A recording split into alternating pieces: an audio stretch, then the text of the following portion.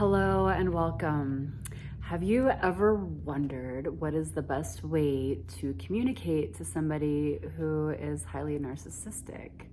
If you're in a relationship with somebody who exhibits high narcissistic traits and have been having a hard time communicating well with them, and maybe you just want to be heard, maybe you want to be understood, maybe you're tired of talking in circles and having the same fight and can't get through to this person, this video is for you.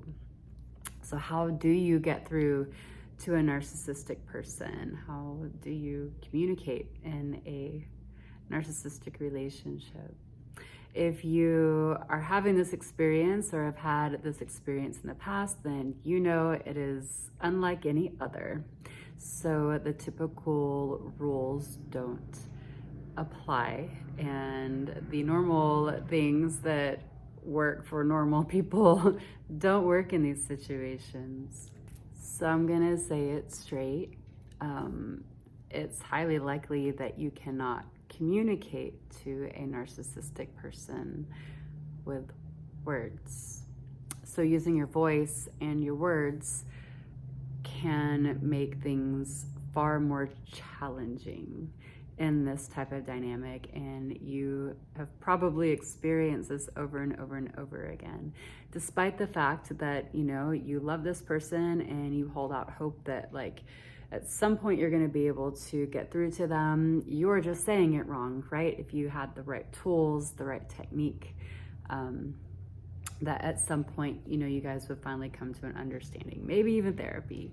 I'm going to cover all of this and let you know what is usually the case. Obviously, there are always exceptions. However, studies show with people with high narcissistic traits, those exceptions are extremely rare. We always want to be the exception, but we have to be very honest with ourselves. Okay, so first of all, expressing yourself with words to a narcissist is not going to work. It might, at first, it might seem like it's going to. Sometimes, you can communicate something and it seems like it's understood. However, very often, most of the time, you are going to receive backlash for that at a later date. Expressing your feelings or sharing the impact that that person had on you by a behavior or something they did or said, or setting boundaries are all going to cause conflict with a narcissist. They take these verbal communications as a challenge. Okay, so narcissistic wounds, we all have them. A narcissistic person has a lot of them and they're more entrenched. But what happens is there's an arrested development. So it's kind of like you're talking with a young child. Like that part of the brain and that part of the behavior gets stuck at a certain level of development. So oftentimes when you try to share somebody's impact on you, try to set a boundary, try to get them to understand, there is this antagonistic, it's almost like, terrible twos, where they're just like, no, they take it as a challenge. So anytime you're like, hey, I need you to not do that, this is the impact. And they want to, a narcissistic person wants to see their impact. Like impact is so important to a narcissist. They need to know how powerful they are.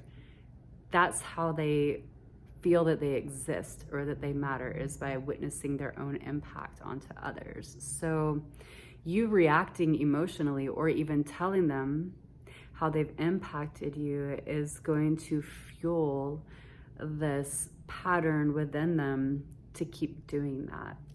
They want to keep pushing your boundaries because they get a subtle or maybe not so subtle joy out of it. They want to watch you squirm. They like to, it's validating to them in some way that they can have control over you and how you feel. So basically, any verbal communication of trying to get through to them will often result in them deflecting, pushing back on you, or punishing you. Now, you can try every communication tool out there, like NVC. There's a slew of others that you probably have already implemented or have put in your tool belt, or you're probably reading up on things, relational, self-help books, how to best communicate your needs and your feelings and your boundaries. The unfortunate thing is that these aren't going to work in this situation. So it's highly likely that you think that you are the problem, that your communication is the problem. And granted, we are not the best at communicating with each other when we are triggered. All humans are that way. When we're triggered, we are, it's like a whole different part of our nervous system takes over. And even if we have a lot of tools in our tool belt, it's very hard to access during those times. So yeah, none of us, well, I'll just say, like, it's rare that any of us are highly efficient at expressing our triggers in the moment when we're having a difficult time. A lot of us do a lot of work on that, especially if we are in a situation with somebody who's highly reactive. It becomes imperative to do our best to, figure out our side of the equation. However, thinking that it is all you and that you can fix the problem by using the proper technique is a lost cause. And here's why. A person who is afflicted with high levels of narcissism, they don't actually want to understand you. They don't want equality. They don't actually want peace. There is, and it's really sad, but there is a part of their subconscious going on that is addicted to drama, that wants to set somebody off. When I think back on when this was happening in my life, I remember trying to pull out every communication tool and breath technique and diffusion. I felt like I was trying to diffuse a bomb all the time. I got better and better at it. It took longer and longer before it would actually blow, but it would always blow. It became so obvious and exaggerated where the communication would be going to a good place. It was obvious that, okay, we're using tools, we're being mature adults here, we really want to understand each other.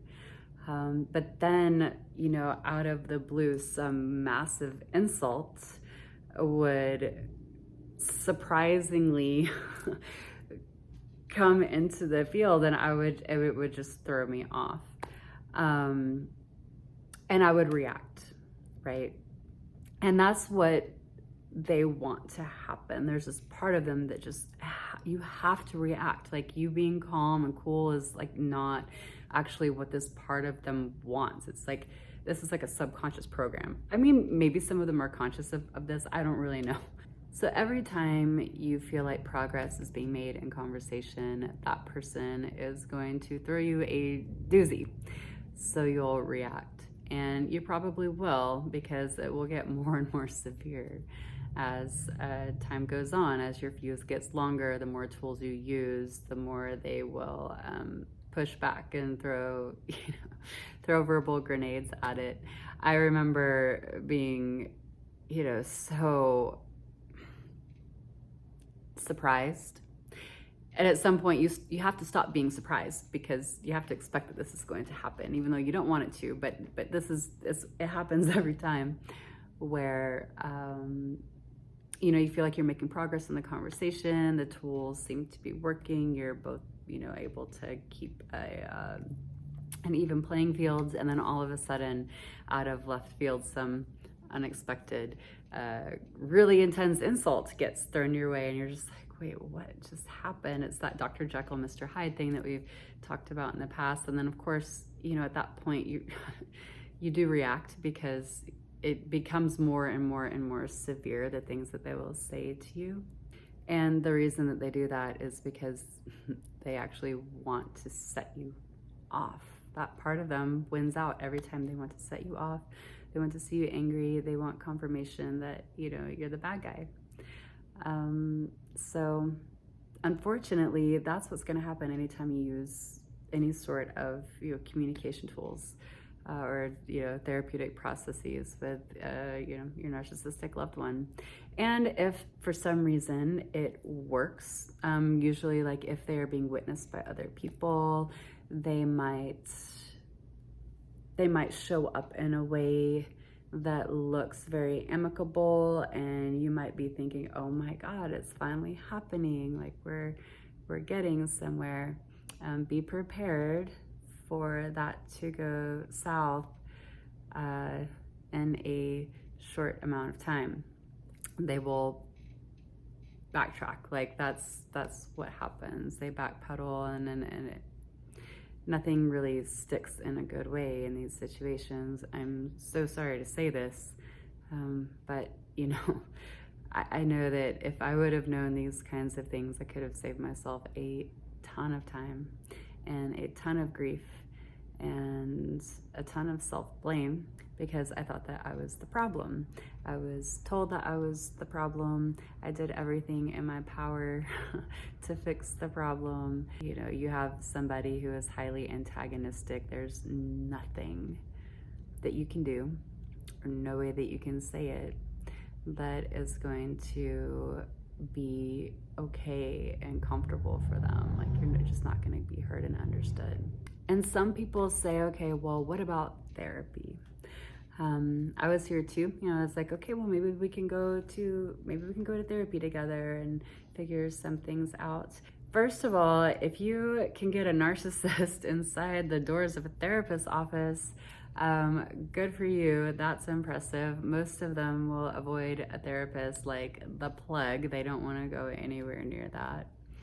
And if they do get in there, and this is something that many experts in this field will say, is that narcissists are so good at manipulating therapists. Like they're smart.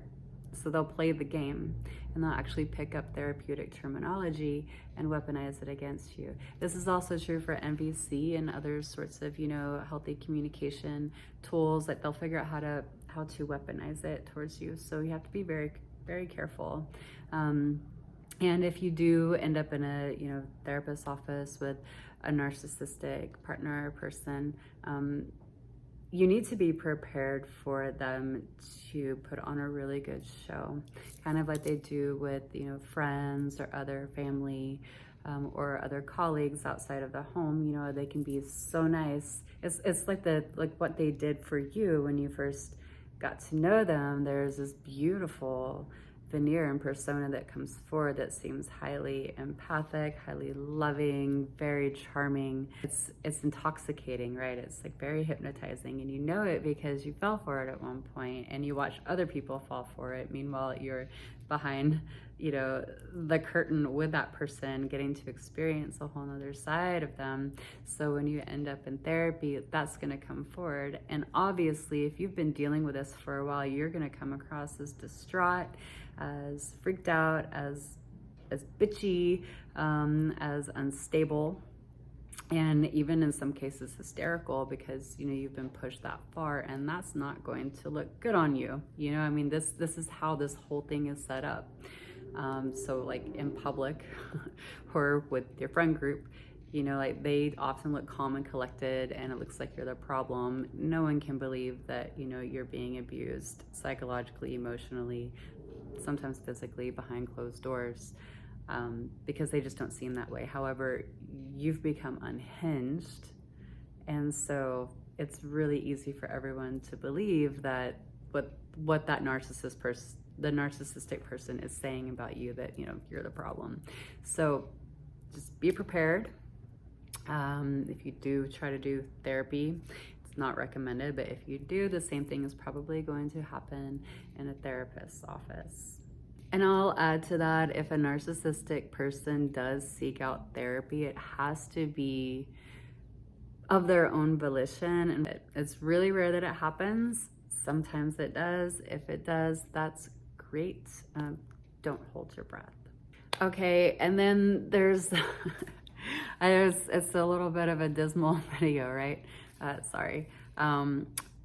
Yeah, so sometimes when we realize that verbal communication isn't working, sometimes we will try to communicate with them in their own language, right? Like if they stonewall us, you know, to let us know that we did something wrong or that we offended them, or if they, you know, do a certain thing around the house that makes it obvious that, you know, they're unhappy, it's possible we might try to play fire with fire when all of our attempts at normal communication have been exhausted.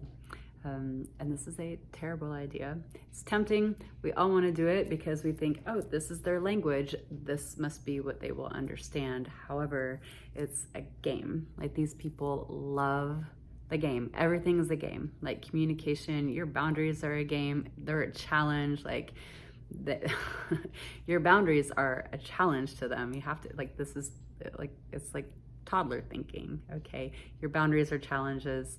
So if you get down and play in the sandbox with them, it is going to be a lot of mudslinging. As far as setting boundaries or, you know, sharing a person's impact on you, disengaging is pretty much the only thing that's going to happen. And I'm not talking about doing like the silent treatment kind of manipulation, like, oh, if, you know, maybe if I disengage then, or like ignore them, then they'll understand. And they're not going to. Like, if you have to do this for yourself.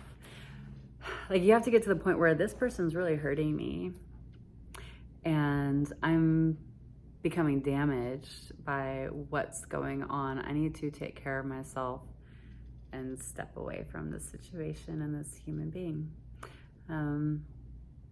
When you do that for yourself and you are not expecting or trying to get any sort of reaction or trying to get them to see anything, I mean, you trying to get them to see or understand you in any way, like, just let it go.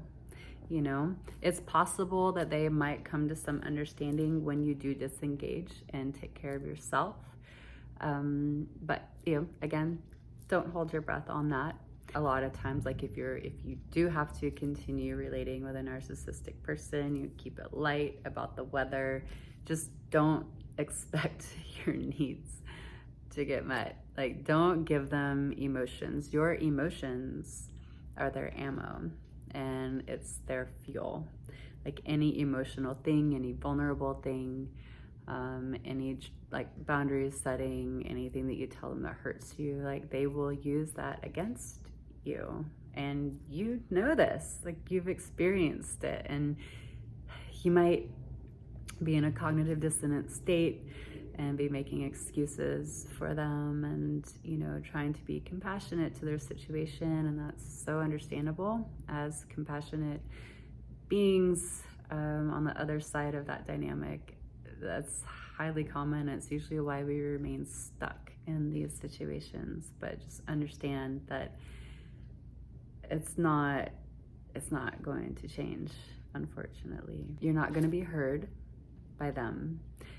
You're not going to be validated by them. You're not going to be understood by them. And you're not going to be respected by them.